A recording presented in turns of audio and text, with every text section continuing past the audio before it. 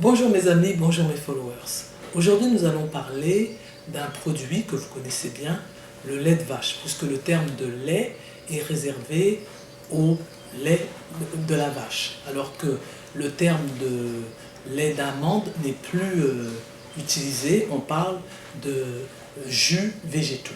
Alors, le lait est-il un ami ou un faux ami de la santé? C'est vrai que depuis quelque temps, le lait pose problème aux consommateurs. D'autant plus que la Haute Autorité de Santé a diminué depuis 2 ans les recommandations de prise de produits laitiers. Alors, je rappelle qu'une portion de produits laitiers, c'est 150 ml de lait de vache, 100 ml de fromage blanc, 30 g de fromage ou un yaourt à 125 g sans sucre. Sont exclus de ces recommandations les entremets sucrés, les crèmes glacées, donc il faut bien rester dans ces termes-là.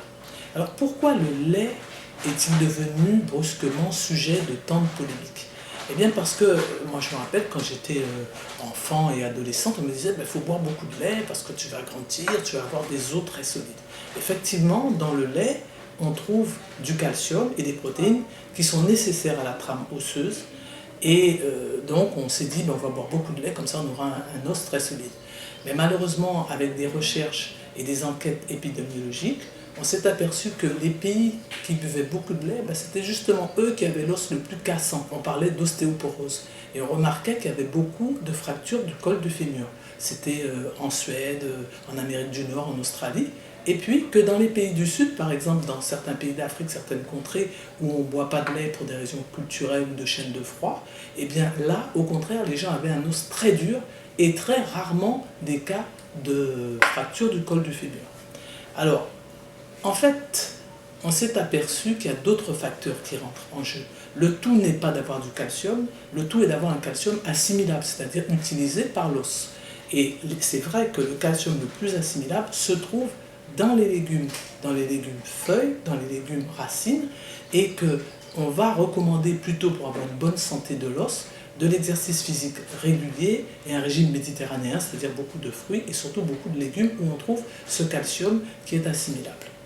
Alors, deuxième problème majeur avec la consommation de lait excessive, c'est le problème des cancers de la prostate. Et Dieu sait qu'il y en a en Guadeloupe.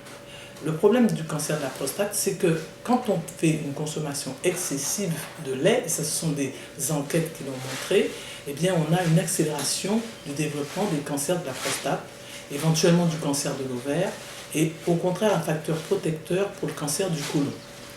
Bon, alors pourquoi on a ces problèmes-là? Parce que dans le lait, il y a des facteurs, il y a ce qu'on appelle une hormone de croissance, qui en fait est fait pour un veau, puisque nous sommes la seule espèce à boire le lait d'une autre espèce.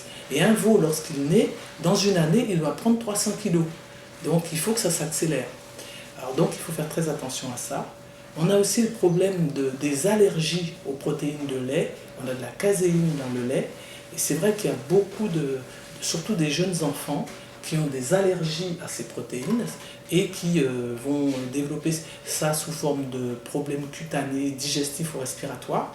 Donc, et après, vers 18 mois, ça va s'estomper. Donc on a déjà sur un... Et on a un autre problème, c'est le problème de l'intolérance au lactose. Le lactose, c'est le sucre du lait, comme son nom l'indique. Pour qu'il soit digéré, il faut qu'il soit coupé en galactose et en glucose par une enzyme qu'on appelle une lactase. Et cette lactase, elle se raréfie avec l'âge, et en plus chez les populations africaines et asiatiques, elle est peu présente. Donc vous avez le lactose qui ne va pas pénétrer dans le sang, mais qui va aller remplir le côlon et qui va provoquer des fermentations. Donc les gens auront des ballonnements, voire même de la diarrhée. Alors, cela dit, bon, le lait peut être intéressant pour les produits fermentés. Par exemple, certains fromages qui ont il y a déjà une prédigestion du lactose. On parle de fromage affiné, des camemberts, du brie, du comté. Donc là, c'est intéressant parce que ces bactéries sont bénéfiques pour la santé de l'intestin. Donc on dira, si on veut parler du lait, on ne peut pas dire que ça soit un mauvais produit, mais il faut une consommation raisonnée. C'est vrai qu'actuellement, on vous demande de prendre 2 produits laitiers par jour. Et que c'est vrai que dans des cas particuliers, des personnes âgées, qui ont quand même l'os cassant, il faut bien le dire, des jeunes enfants, ou des femmes enceintes ou allaitantes, eh bien là, il faudra quand même consommer un petit peu plus de lait. Alors, mes amis, mes followers, je vous dis, n'hésitez pas à venir me consulter, de m'envoyer des messages sur ma boîte mail et de venir consulter le site internet de la pharmacie. Merci beaucoup, à bientôt. Au revoir.